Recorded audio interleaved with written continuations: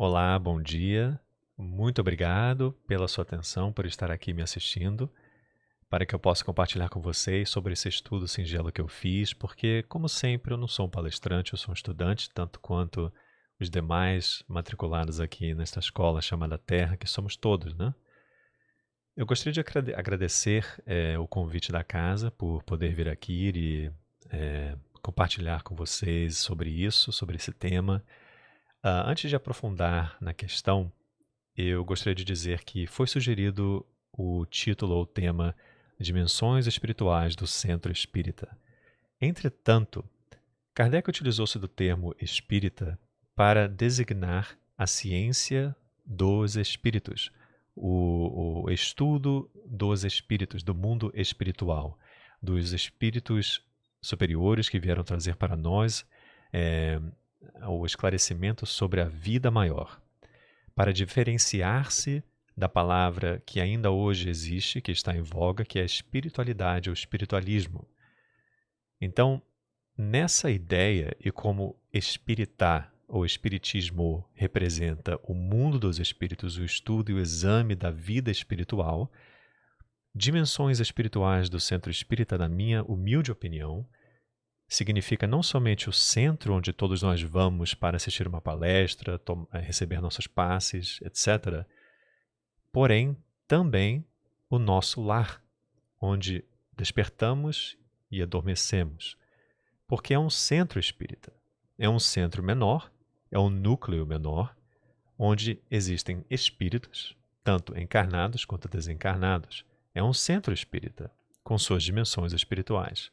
Além disso, indo mais a fundo, nós, indivíduos, somos centros espirituais, ou centros espíritas, melhor dizendo, porque nós temos uma imensidade de experiências, uma história prolongada de um passado muito longínquo, muito longo, existências milenares que foram sucedendo até o ponto culminante onde nos encontramos hoje, que compõem essa totalidade do ser que somos. Agora, estamos este eu agora, mas somos esse centro espírita como um todo, na realidade. Então, eu decidi falar um pouco sobre essa dimensão espiritual, dar uma introdução sobre esse aspecto, para nós entendermos que nós não somos somente isso aqui agora, nós somos algo muito maior. E depois entrarmos um pouco a respeito sobre os detalhes do que ocorre ou do que pode ser feito, ou melhor dizendo, o que transpira, não transpira, desculpa, o que realmente ocorre no centro espírita durante uma reunião pública ou algo assim, só bem rápido para dar uma ideia. Mas vamos entrar então no primeiro ponto que eu queria abordar. Existe um livro chamado Medicina Vibracional do Dr. Richard Gerber, onde ele utiliza um modelo chamado Tiller-Einstein, tá? Que é um modelo que combina a teoria do Einstein com o Tiller, que é um outro cientista. E ele criou essa ideia do espaço-tempo negativo e positivo. O espaço-tempo positivo representaria a porção física da existência, o espaço-tempo negativo, a porção espiritual da existência, a dimensão etérica quintessenciada. Na dimensão do espaço-tempo positivo, as partículas vibram, de acordo com essa teoria, de acordo com cálculos feitos nessa teoria, utilizando-se de equações como a do Einstein, do E igual a m vezes c elevado a 2, mc quadrado, né, como nós sabemos que é a massa vezes a velocidade da luz quadrado, que é igual a energia, que é a equação de Einstein. Utilizando disso com a equação de Lorentz, que é um outro cientista, um outro matemático, ele definiu que quanto mais rápido uma partícula se move no espaço, mais energia ela precisa. Então, ela chega a um nível que a energia necessária para ela se movimentar é absurda, demasiadamente absurda. Mas no espaço físico, ela se movimenta geralmente no máximo até a velocidade da luz, que é o que é visível para nós. Pois antes disso, em velocidades menores, ela vai se concretizando e solidificando cada vez mais, ficando mais palpável. E no espaço-tempo negativo é o espaço onde qualquer partícula está viajando ou se movimentando além ou acima da velocidade da luz, que é equivalente a 300 mil quilômetros por segundo ou 186 mil milhas por segundo. Então, nesse aspecto, nós temos dois planos. E é claro que no plano do espaço-tempo negativo, que é o plano etérico, nós temos o que se chama de entropia negativa. Entropia é uma das leis da termodinâmica, onde tudo está se desagregando constantemente. E isso ocorre aqui no espaço-tempo positivo, onde vivemos na esfera física. Porém, podemos dizer que há uma entropia negativa no espaço-tempo negativo, ou seja, na essência etérica do ser, que é organizadora. Ela organiza tudo que está no espaço-tempo positivo. Então, vamos supor o seguinte, porque isso tudo é uma teoria, é claro. Se nós somos um espírito, ou na realidade nós somos um espírito, isso não é a teoria, isso é verdade. A teoria é o que eu estou explicando aqui sobre essa ciência aqui que o Dr. Richard Gerber propôs na sua obra. Se nós somos o espírito, ou seja, o princípio inteligente individualizado, nós necessariamente estamos atuando em duas dimensões ao mesmo tempo. Somos seres transdimensionais ou multidimensionais, não importa o termo que nós utilizarmos. Nós estamos ao mesmo tempo em uma esfera de ação e outra esfera de ação. Em certa parte do tempo, nós estamos na esfera do espaço-tempo positivo, que é o físico, e em certo tempo nós estamos na esfera do espaço-tempo negativo, que é o etérico ou o não físico. Sendo assim, a nossa inteligência, ela agrega essas partículas do espaço-tempo positivo que estão em entropia constante, ou seja, se desorganizando constantemente, e organiza essas partículas para formar o que nós temos como o nosso corpo. Pois quando nós saímos dessa realidade, no desencarnar, no momento derradeiro, nós sabemos que o corpo ele é enterrado e ele se desintegra, ou ele deterioriza, ou ele é reabsorvido na Terra, porque não tem mais ali um princípio dirigindo aquela agregação de partículas. Aquele princípio saiu para o espaço-tempo negativo de vez, deixando aquela entropia positiva que desagrega tomar efeito e destruir o corpo. Então, nessa realidade, nós sabemos que é necessário que tem que existir ou deve existir uma inteligência que dirige as coisas no mundo, aqui na Terra, no mundo físico, que somos nós. Nós estamos encarnados, dirigimos o corpo. O corpo é a ferramenta da qual nós utilizamos para poder desempenhar nossas tarefas aqui. Então, a inteligência individualizada orienta a matéria, ou a energia do espaço-tempo negativo, que organiza a matéria do corpo no espaço-tempo positivo. Esse seria o resumo.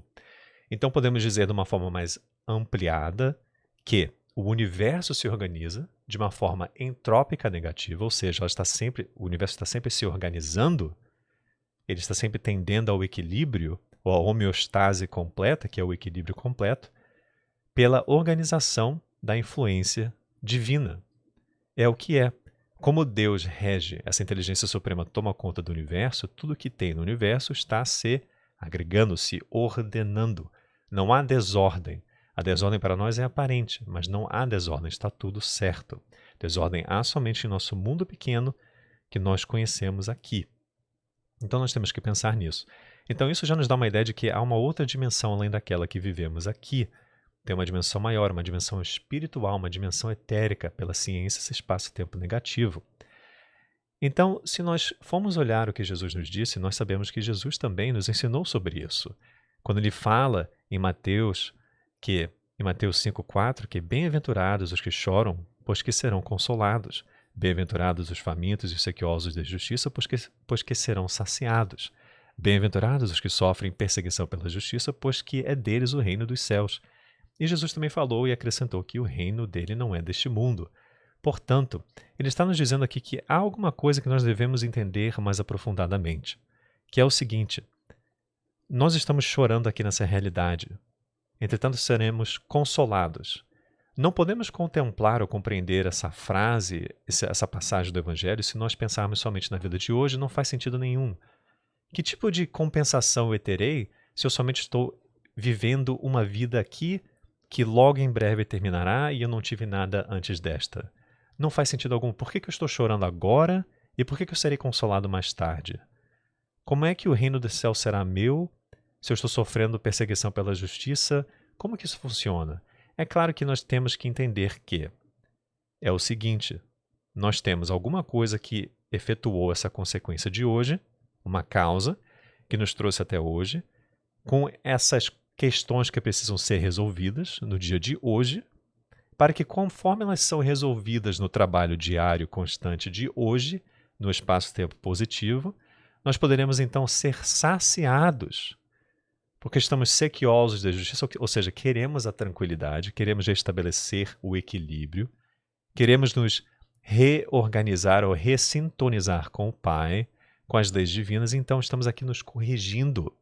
E quando nós nos corrigimos, nós estamos nos reagregando com essa lei divina, estamos encontrando aquele equilíbrio, aquela homeostase, e aí realmente nós seremos bem-aventurados, porque o reino dos céus, ou seja, esse reino, esse espaço-tempo negativo será nosso, porque nós não precisaremos então talvez retomar mais um processo tão pesado para continuar nesta larga estrada de evolução. Eu espero que isso faça sentido. E ele continua em Lucas 6, 20 e 21, bem-aventurados vós que sois pobres, porque vosso é o reino dos céus. Bem-aventurados vós que agora tendes fome, porque sereis saciados. Ditosos sois vós que agora chorais, porque rireis. Então é isso. Numa amplitude da compreensão dessas palavras, nós entendemos que é algo muito maior do que o agora. Nós precisamos pensar mais sobre o que estamos passando, sobre a situação pela qual nós estamos passando, para entender a realidade das coisas e por que estamos passando por ela e por que precisamos atentar a isso. Mas em Lucas 6, 24 e 25 nós vemos: mas ai de vós ricos, que tendes no mundo a vossa consolação. Ai de vós que estáis saciados, porque tereis fomes. Ai de vós que agora rides, porque sereis constrangidos a gemer e a chorar. Ou seja, se você está vivendo, ou se nós estamos vivendo uma existência, uma passagem pela Terra, e estamos aproveitando de todas as coisas que a Terra tem a nos oferecer sem cogitar de alguma coisa além desta dimensão, além desta existência atual, e tendo somente os prazeres e os gozos mundanos, nós vamos sofrer, porque nós não tomamos aquela oportunidade de chorar agora, entre aspas, para sorrir depois, porque nós estamos aproveitando agora somente para sorrir, esquecendo de que nós precisamos trabalhar nos problemas que temos, corrigindo-os, para depois termos a compensação, a recompensa de estarmos felizes por termos vencido o mundo, conforme Jesus mesmo nos disse. Então, por isso que se nós não prestarmos atenção a isso e focarmos só naqui, agora, nós vamos sofrer mais tarde, porque nós sairemos daqui, entraremos naquele espaço-tempo negativo, o corpo vai se desagregar, porque não tem mais o princípio inteligente individualizado ali dirigindo aquela constituição, e nós vamos voltar à realidade e ver: nossa, eu perdi todo aquele tempo. Meu Deus, agora eu vou sofrer porque eu estou sequioso de justiça para voltar e recuperar aquilo que eu não fiz naquela existência. Então aí nós vamos recomeçar aquele processo mais uma vez. É o aspecto daquela dimensão espiritual, a dimensão espírita, melhor dizendo, no caso, né? Então nós vemos que no capítulo 5 do Evangelho segundo o Espiritismo, Kardec dá essa abordagem que no item 3, somente na vida futura podem efetivar-se as compensações que Jesus promete aos aflitos da terra. Sem a certeza do futuro, estas máximas seriam um contrassenso, mas ainda seriam um egodo, ou seja, uma isca, uma armadilha. Então, acrescentando, desde que admita a existência de Deus, ninguém o pode conceber sem o infinito das perfeições. Ele necessariamente tem todo o poder, toda a justiça, toda a bondade, sem o que não seria Deus. Então, se olharmos na questão número 13 do Livro dos Espíritos, nós sabemos que ali um dos componentes que é atribuído a Deus é que ele é soberanamente bom e justo. Então, não pode agir caprichosamente nem com parcialidade. Então, as vicissitudes da vida derivam de uma causa e, pois que Deus é justo, justa há de ser essa causa. Então, se olharmos também naquele axioma, a todo efeito há uma causa, a todo efeito há uma causa, todo efeito inteligente é uma causa inteligente, podemos dizer também, brincando, a toda causa não bem pensada há um efeito. A todo efeito não bem pensado há uma causa que não foi bem pensada. Ou seja, nós agimos de uma forma não muito boa, então vamos sofrer a consequência que não será muito boa. É uma redistribuição daquilo que lançamos ao universo voltando para nós. E é claro, Deus é todo justo, então não é possível que nós estamos aqui sofrendo por nada. Tem que haver uma coisa muito maior do que isso. E na realidade, sofrer é uma escolha, é claro. Nós podemos passar pelo problema enfrentando-o com classe, dignidade, moralidade, com tranquilidade, sabendo de que estamos fazendo uma coisa positiva. Estamos agindo a favor de nós mesmos, passando por essas crises, essas provas, obstáculos, empecilhos que temos em nossas existências para talvez no porvir para poder rirmos e sermos herdarmos o reino dos céus, conforme Jesus já nos disse. Então, isso é muito importante de lembrar. Então, nós vemos também no item 6 do capítulo 5 do Evangelho do Evangelho segundo o Espiritismo, que o Kardec diz o seguinte: que dizer, enfim, dessas crianças que morrem em tenra idade e da vida só conheceram sofrimentos? Problemas são esses que ainda nenhuma filosofia pôde resolver, até hoje muitas filosofias não conseguem resolvê-lo, anomalias que nenhuma religião pôde justificar e que seriam a negação da bondade, da justiça e da providência de Deus. Então, se Deus é todo soberano, todo justo, soberanamente justo e bom, como que ele poderia colocar, ou como que as leis divinas que regem o universo poderiam jogar uma alma, um espírito que não foi de antemão gerado, ou seja, não passou por existências precedentes, numa existência atual agora, nesse momento, sem nenhum débito, sem nenhum passado, sem nenhum pretérito, sofrer tanto nessa existência, passar por uma existência breve também, além de sofrer, e ir embora. Por que ele está sofrendo? Por que essa criança sofreu? Não faz sentido. Então, a lógica tem que nos dizer que deve ter alguma coisa que antecedeu a existência desse ser.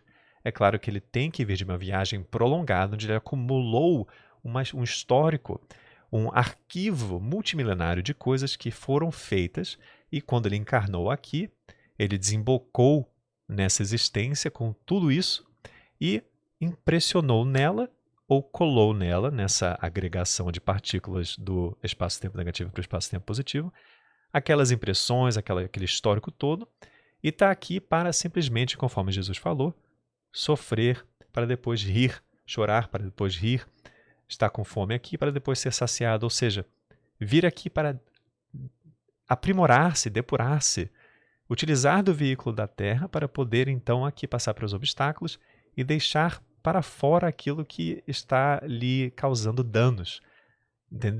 É uma coisa bem interessante de pensar e de reflexionar, porque não faz sentido uma criança sofrer sem causa anterior. Então, todo efeito é uma causa, tem que ter uma causa para esse efeito. Não faz sentido algum. Então, no item 11, nós vemos então o seguinte, do capítulo 5 do Evangelho segundo o Espiritismo. Novamente, frequentemente o espírito renasce no mesmo meio em que já viveu, estabelecendo de novo relações com as mesmas pessoas, a fim de reparar o mal que lhes haja feito. Se reconhecesse nelas as a quem odiara, quiçá o ódio se lhe despertaria outra vez no íntimo. De todo modo, ele se sentiria humilhado em presença daquelas a quem houvesse defendido. Então é por isso que o espírito, quando entra nessa dimensão, ele esquece-se do passado. Isso é uma coisa misericordiosa que a lei divina nos outorga para que nós não tenhamos esse tipo de constrangimento. E certamente seria também talvez um obstáculo para nós progredirmos ou procedermos nessa escala evolutiva, depurando-nos e aceitando o que nós passamos, os sofrimentos e empecilhos pelos quais nós passamos. Porque às vezes nós podemos reconhecer no outro, se nós tivéssemos essa lembrança, alguém que nós não gostávamos, alguém que nós afetamos, ofendemos, talvez até geramos um grave problema com aquela pessoa, e aí essa lembrança traz-nos um transtorno tão grave que nós não conseguimos nem viver uma vida normal, conforme todos têm na Terra, passando pelos problemas que todos passam, as coisas do cotidiano, e não conseguiríamos nem nos mover, prostrando-nos em um local e ficando ali por pura vergonha, ou talvez nós seríamos orgulhosos porque lembraríamos que fomos alguém de grande importância na sociedade, e aí não gostaríamos da situação que temos agora, porque dê certo. Se nós fomos alguém que fomos avarentos do pretérito, ou mesquinhosos, e tivemos muito dinheiro, mas não gastamos, não fizemos nada bem com este. Certamente podemos então vir nesta existência, porque fomos saciados na existência pretérita, fomos ricos e rimos, agora vamos ser pobres, chorando e com fome, porque não tiramos bom proveito daquela benesse do dinheiro, da riqueza transitória, e aqui viemos agora e estamos passando por essa crise toda, e ela seria cada vez mais acrescentada e mais então pesada, o fardo mais pesado ainda para o indivíduo, se ele lembrasse dessa situação que ele tinha de antemão, que era uma situação de conforto. Aí ele ia cada vez mais blasfemar a sua existência e achar que não seria uma coisa muito justa. Ou talvez não, dependendo da elevação do espírito. Isso aí é uma coisa muito individual. Mas é assim por isso que a lembrança não é algo que nós temos. Também existe outra razão pela qual Leon Denis aborda em seu livro o problema do ser, do destino e da dor, onde ele fala que conforme nós vestimos um novo aparelho fisiológico, isso tapa e veda toda aquela memória que está arquivada no aparelho não fisiológico, ou seja, na entidade que nós somos, no ser que nós somos, no ser espiritual que nós somos. E assim, cada vez que nós colocamos uma nova roupagem, isso se veda e nós perdemos a visão daquilo que nós já passamos das existências que precederam esta existência atual. Faz bastante sentido. É uma consequência de uma diminuição do estado vibratório, e cada vez que nós tomamos posse de um corpo novo, de um cérebro virgem de toda imagem, ele encontra-se na impossibilidade de exprimir as recordações acumuladas das vidas precedentes, é claro, porque nós temos um arquivo prolongado e o nosso mecanismo físico, o aparelho cerebral, não tem a potência ainda suficiente para poder registrar, documentar e decifrar tudo isso para que nós não nos tornemos malucos, doidos, porque esse seria o caso, né? Então, se existe toda essa realidade, também o fato de que quando nós dormimos nós temos sono, não é? Nós temos o sono, nós temos sonhos. E o sonho é um desprendimento da alma, porque nós temos imagens que nós sonhamos, é claro. E tem vezes que essas imagens são tão reais que parece que foi uma experiência real. Às vezes nós acordamos, nossa, eu tive um sonho que encontrei com fulano, falei com o seu Beltrano e tive essa experiência e foi tão real, eu me lembro exatamente das palavras que foram compartilhadas, dos sorrisos do momento, ou me lembro de uma cena não muito bela ou algo desse tipo assim, colorida e definida. E claro que no início do sono, é por isso que é importante ter aquele sono pesado, aquele descanso profundo, porque se você não tiver isso, se nós não tivermos esse descanso profundo, nós não conseguimos nos distanciar muito do aparelho físico. Então, o que o cérebro tem ali registrado como interações do dia a dia, muitas vezes se confunde com o que o espírito está vislumbrando nesse desdobramento. Aí cria uma certa confusão e um caos, uma desordem, e essa desordem vai se ordenando conforme o espírito se liberta mais pelo sono profundo, nos dando a chance, a oportunidade de ter um sonho mais lúcido. E assim, muitas vezes, esses sonhos nos dão uma resposta para uma indagação durante o dia que nós tivemos, um problema, nos dá uma solução a um grave problema que nós estamos passando, e nós voltamos com aquela inspiração. Então, isso, de certo, tem que ser algo que representa uma outra dimensão. E aquele sonho que nós temos, onde nós sentimos-nos deslizando pelo solo, pairando sobre águas, e aparentando algo completamente normal para nós. Isso tem que identificar algo específico, identificar uma dimensão espiritual além desta, uma dimensão espírita além desta. Porque isso não está em linha, não está alinhado com a realidade física na questão da ciência física que nós temos na Terra. Nós não podemos pairar sobre a água, nós não deslizamos sobre o solo. Então, se o nosso cérebro não tem essa compreensão aqui, porque não é uma realidade para nós aqui, por que sonharíamos com isso? E por que no sonho nos sentiríamos realizando essa tarefa sem problema nenhum, desempenhando essa atividade sem problema nenhum, sem desafio, sem obstáculo, sem dificuldade? E quando retornamos à vigília, ou seja, retornamos do sono para o plano físico e acordamos, lembrando daquilo, uau, aquilo sentiu tão natural para mim. É claro que existe uma outra dimensão Isso tudo são dicas e indícios de que nós estamos provisoriamente presos em algum local, que é o nosso corpo, esse veículo que nós navegamos, para poder utilizar dele e fazer o melhor possível enquanto aqui encarnado. Isso é uma coisa bem interessante. Isso tudo está abordado no capítulo 5 do livro O Problema do Ser, do Destino e da Dor, de Leon Denis. É muito interessante. Se você quiser abordar isso mais aprofundadamente, está lá disponibilizado. É só dar uma olhada nesse livro, é muito bom. Eu recomendo ele demais, porque ele é um grande acréscimo à doutrina. Então, outra coisa que também nos dá uma pista de uma dimensão espiritual seria as crianças, que nascem com talentos. Como isso é possível, uma criança, voltando àquele exemplo da criança que sofre sem propósito algum, aparentemente, como que é possível que a criança também nasce com um talento tão já desenvolvido, enquanto adultos não têm esse mesmo talento depois de anos de prática nessa competência? Como que isso é possível? Essa manifestação precoce de gênio, ou outras tantas provas de pré-existências. Mas é isso somente uma revelação de trabalhos realizados pela alma em experiências anteriores. É só o que pode ser. Não é um agregado de células que, por algum motivo, um acaso, entre aspas, gerou ali naquele cérebro, naquele aparelho, a possibilidade daquele ser pequenino ainda poder trilhar as teclas de um piano com tanto talento. Como que isso é possível? Poder desenhar ou pintar uma tela, um canvas com tanta beleza, tanta sublimidade? Como que isso é possível? Não é. Tem que ter ali algum acúmulo, alguma coisa que veio antes. Por isso que Platão já dizia: aprender é recordar-se. Então nós estamos recordando daquilo que nós já fizemos. Então as crianças estão se recordando, e como a criança ainda está um pouco distante do aparelho físico, porque o espírito ainda não tem a capacidade de se agregar totalmente naquelas ferramentas que ainda não estão completamente desenvolvidas, ele está um pouquinho mais distanciado, ele ainda tem um pouco de acesso àquilo que é o manifesto interior do histórico daquilo que foi acumulado do passado, e às vezes isso facilita o acesso que a criança tem em poder demonstrar aqueles talentos, entre outras coisas.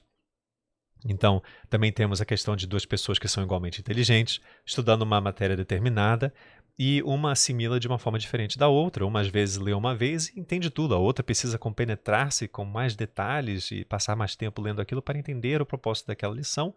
Então isso nos diz o quê? Porque não é a mesma coisa. As pessoas não entram na Terra ou nascem no mesmo plano, no mesmo nível. Tem uma diferença, tem um estudo já que foi feito por aquele espírito que o faz aprender algo mais rápido do que o outro que talvez ainda não trilhou aquela estrada e não fez aquele aprendizado ainda. É uma coisa muito interessante. E isso também está lá no capítulo 15 do livro do Leon Denis, que é o Problema do Ser, do Destino e da Dor, que eu realmente tenho que dizer que é um livro maravilhoso, que nos explica tudo isso. Ele aborda esse tema em muito detalhe. Outra coisa que nós temos que entender, então, se o espírito tem essa pré-existência, o que ele tem, e tem uma existência além desta, ou seja, é antes e depois, e aqui é só uma coisa breve, é claro que na gravidez nós estamos ali. O quê? Uma mulher que está grávida, ela está se abrindo para receber um espírito, ou seja, é uma verdadeira incorporação desse espírito que traz consigo aquele histórico e vem aqui ficar ao lado daquela mulher que também é um ser transdimensional, conforme nós falamos, ou multidimensional, que navega e trafega entre esses dois planos constantemente, pois nós somos um espírito, ao mesmo tempo que somos o corpo físico aqui provisoriamente. Então nós temos esse acesso contínuo, por isso que nós temos diferenças de humor, mau humor, bom humor.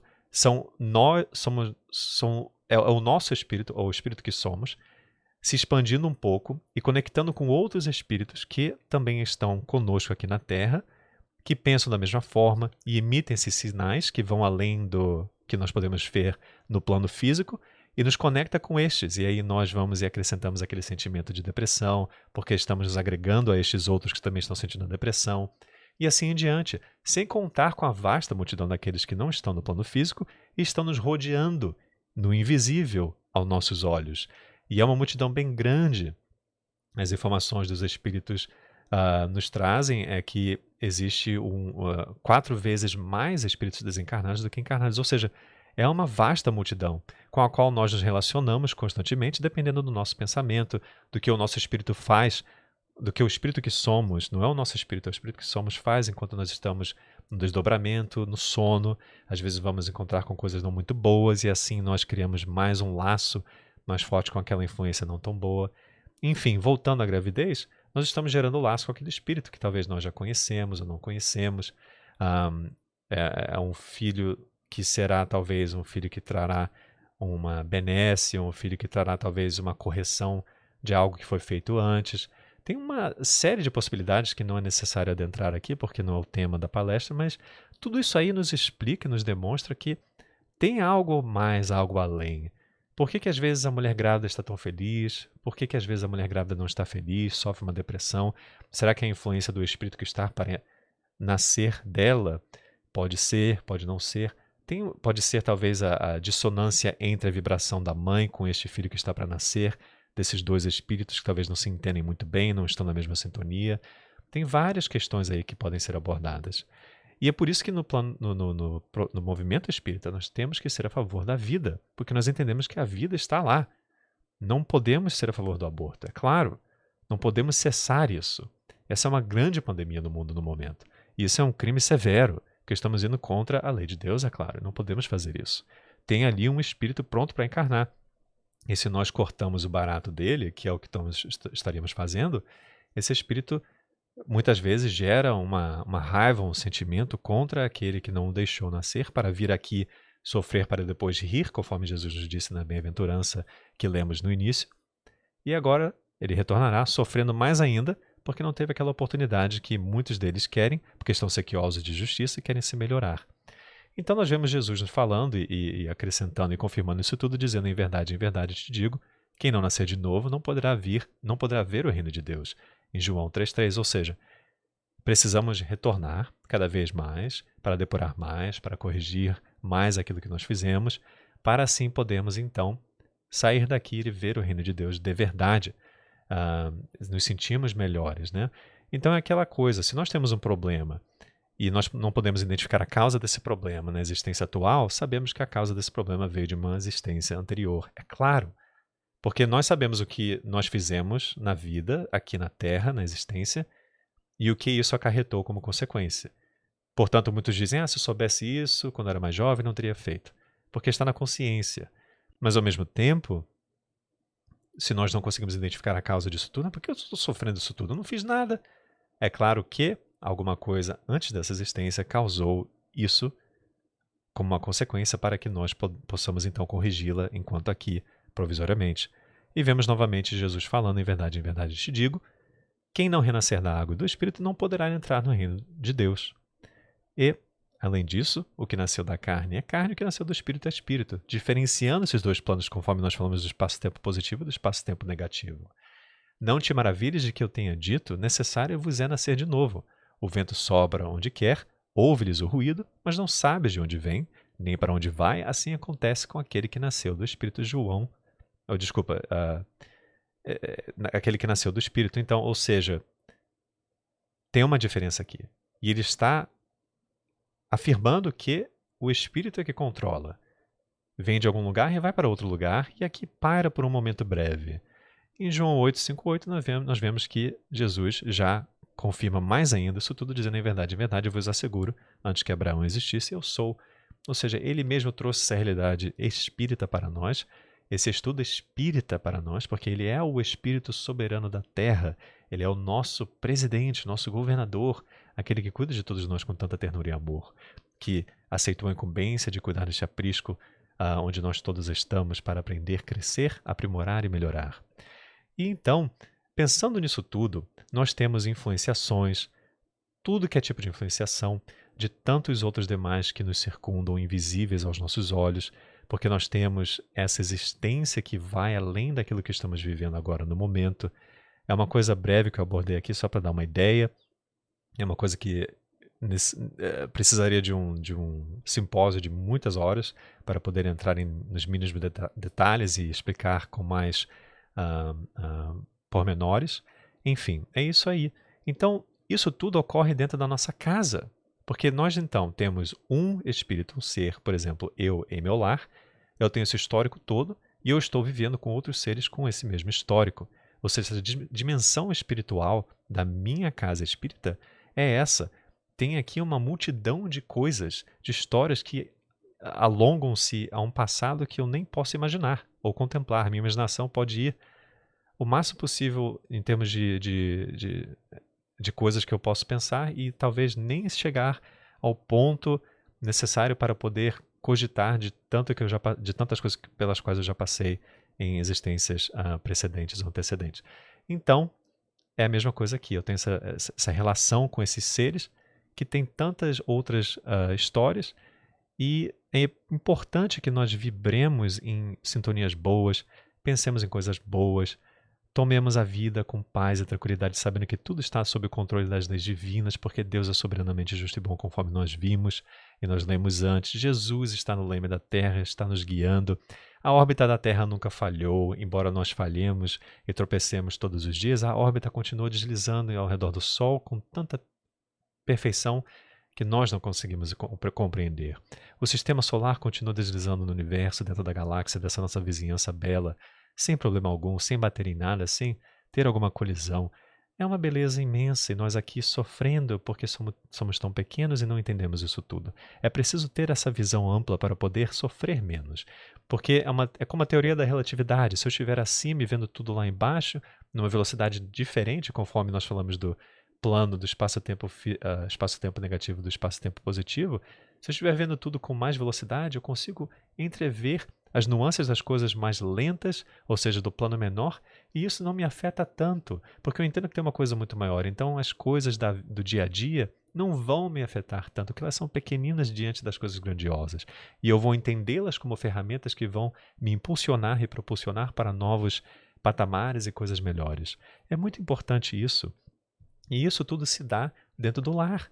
Nós estamos nos relacionando com outros e precisamos então ter essa paz, sermos amorosos, pacientes, entendendo os outros, para que não geremos novas causas que levará a novas consequências ou efeitos que não serão muito alegres e bons, para que possamos então parar de sofrer, chorar e sermos sequiosos de justiça e somente rir, sorrir e sermos herdeiros do reino dos céus, conforme Jesus nos disse nas bem-aventuranças.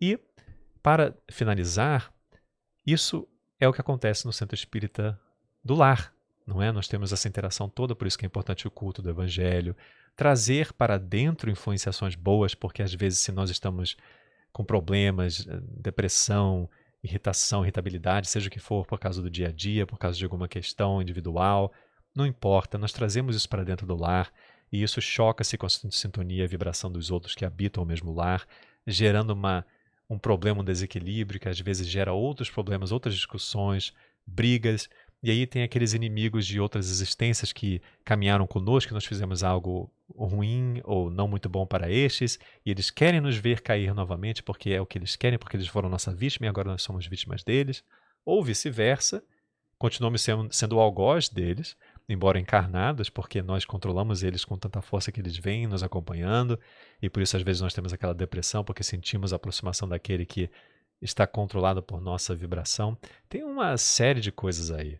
Então, por isso é importante a prece, o estudo, para elevar a vibração do lar, e assim se dá no centro espírita. Mas o centro espírita tem uma base muito mais forte. Por quê? Ali é somente para o trabalho do bem. Nós não moramos lá, nós vamos lá para nos sentirmos melhores. Nós vamos lá já pensando em coisa positiva, buscando um auxílio, buscando um socorro, buscando um novo ar para respirar. Então ali tem um suporte total de uma gama de espíritos bons que trabalham em prol da melhoria de todos nós e criam uma vibração, um escudo magnético de energias boas que não permitam com que essas entidades, que também uma vez foram encarnadas como nós, ou talvez encarnarão como nós no futuro, aqui na Terra, ou talvez em outro local, não sabemos, para eles talvez não penetrarem no centro, na porta do centro, quando nós estamos entrando no centro buscando socorro. Para nós termos aquele distanciamento provisório, para que assim os espíritos bons possam nos trabalhar e nos auxiliar, abrindo a nossa mente para coisas melhores, para que assim, quando saímos de lá, essa entidade não mais poderá nos acompanhar, porque a nossa vibração mudou de um certo ponto, para um certo nível que ela não mais sintoniza conosco e se cansa de tentar nos atrapalhar. Por isso que é importante ter a calma, permanecer na calma. E quando entrar no centro espírita, ter respeito, ser silencioso, ah, sempre pensar em coisas boas, vibrar bem, orar, falar sobre coisas boas, sobre frivolidades e coisas mundanas, porque isso abaixa a vibração do centro e esses espíritos tão bondosos que doam o seu tempo para virem nos auxiliar, trabalham tanto para manter uma energia boa ali dentro e nós ali falando sobre besteira, brincando, rindo como se não fosse nada sério. E isso gera uma dissonância grave e eles têm que novamente atuar para trabalhar e restabelecer aquela sintonia. Por isso que é importante, quando nós falamos nas reuniões públicas, para nós acalmarmos, silenciarmos durante a vibração, durante o momento em que os passes estão sendo efetuados na sala de passe. Então, tudo isso aí é uma coisa muito interessante e que nós devemos pensar nisso, porque estamos num centro onde existem várias pessoas como nós, que vêm de lares variados, onde eles mesmos podem ter problemas em questões de família, e trazem isso tudo consigo para aquele centro, buscando auxílio, e às vezes entram desequilibrado, com problemas. Então, tudo isso aí precisa ser trabalhado e pensado. E é uma coisa muito interessante. E no livro Dimensões Espirituais, da Sueli Caldas Schubert, ela aborda isso de uma maneira muito interessante no capítulo 4, intitulado Reunião Pública. Então, só para vocês terem uma ideia aqui, eu vou ler um trecho pequenino, antes de concluir a pequena palestra de hoje, ou o estudo de hoje, onde ela fala: quando quando as pessoas chegam no centro espírita, é o que ela está falando, elas estão aflitas, cansadas, desesperadas e, não raro, com ideias de suicídio ou outros tipos de pensamentos extremamente negativos. Recorrem ao espiritismo na condição de náufragos de tormentas morais que se agarrassem a uma tábua salvadora. Trazem o pensamento enrodilhado no drama em que vivem e é como um clichê estampado na própria aura. Vibrando em enarmonia, a quase totalidade dessas criaturas estão imantadas a desafetos do passado ou a entidades outras, igualmente em desequilíbrio, que por sua vez as envolvem em fluidos perniciosas. Então, várias são portadoras de monoideísmo, ou seja, ideia fixa, trazem um pensamento fixo em determinada ideia negativa, como, por exemplo, no suicídio, no remorso de ato cometido, etc. Então, muitos estão magoados, sofridos, ulcerados interiormente e com as forças deperecidas. E às vezes outros estão perdidos em si mesmos, sem saber qual o sentido da vida, que rumo tomar. Muitos esperam milagres que os libertem de imediato de seus problemas e uns poucos chegam por curiosidade ou desejo de conhecer melhor o que é o Espiritismo, que no caso, infelizmente, é a minoria. Então, se muitos estão esperando milagres, infelizmente, o milagre verdadeiro é o trabalho de si, cada um segundo as suas obras. Ajuda-te para que o céu te ajude. Então, nós temos que trabalhar em nós primeiros e operar o próprio milagre dentro de si, reconhecendo-nos com as nossas tendências más, o que nós não gostamos em nós, de acordo com a consciência onde a lei está escrita, a lei divina, de acordo com a questão número 621 do Livro dos Espíritos, para assim podermos nos limpar, nos reequilibrar e reconectar com a divindade, com licença, para assim podermos então encontrar mais equilíbrio, nos restaurar, nos restabelecer, para não mais sofrer, porque não adianta nada ir para o centro espírita com pensamento negativo, continuar com pensamento negativo, receber um passe com pensamento negativo e sair de lá com pensamento negativo. Todo esse trabalho, embora talvez tenha ajudado um pouco, não vai efetuar nada muito positivo de longo prazo. Então, será necessário que a pessoa sempre volte para receber passe após passe, mas a pessoa tem que se auxiliar. Tem que buscar a paz interior para não necessitar tanto ter aquela angústia de eu preciso ir no centro e receber o passe. Eu preciso ir no centro por causa disso. É necessário ir no centro, é claro, porque é um encontro de amigos, é um encontro agradável, é uma sensação boa. Entretanto, no dia a dia é o que importa. Nós mesmos, sós em nosso próprio centro espírita, para realizar a nossa autocura, trabalhando no bem, fazendo as coisas boas e agindo no bem da melhor forma possível para que nós não mais sofremos essas influências tão ruins assim das dimensões espirituais. Mas é isso, eu espero que tenha sido algo proveitoso para vocês. Perdoe-me se eu tenha me estendido demasiadamente e quero agradecer novamente. e dizendo que Jesus está no leme, conforme eu já falei. Ele está nos guiando. A sua luz é aquela luz norteadora que nos auxilia a navegar o nosso barco nesse oceano tempestuoso do nosso dia a dia. Deixar com que o sopro divino guie as nossas caravelas, para que assim possamos seguir em direção àquele porto seguro em que Jesus nos aguarda, com sua luz bela, para que nós tenhamos paz e não mais nos ah, perdermos nesse nevoeiro da noite escura dos pensamentos desviados, e sim deixar com aquela bússola também consciencial nos guie na direção correta. Esse é o meu desejo para mim mesmo, é o desejo para todos na Terra que eu tenho, porque nós somos um. Nós somos um todo, células de um planeta, conforme nós temos células dentro de nós, e todas as células desse planeta, conforme todas as células dentro do nosso organismo físico, precisam estar saudáveis e bem para que o todo funcione bem. Então é necessário que nós todos nos unimos em pensamentos bons e nobres, em atitudes boas e nobres, em ações boas e nobres, sem pensar mal do outro, tentar o menos possível realizar ações ruins para o outro, tentando fazer sempre o melhor para o outro e agindo bem, porque buscando o bem no outro, nós mesmos acabamos encontrando o bem em nós e esquecemos de nossos problemas. Então é isso, gente. Muito obrigado do fundo do meu coração e, como sempre, que Jesus vos abençoe e que Deus ilumine a todos. Muito obrigado. Tenha um ótimo dia.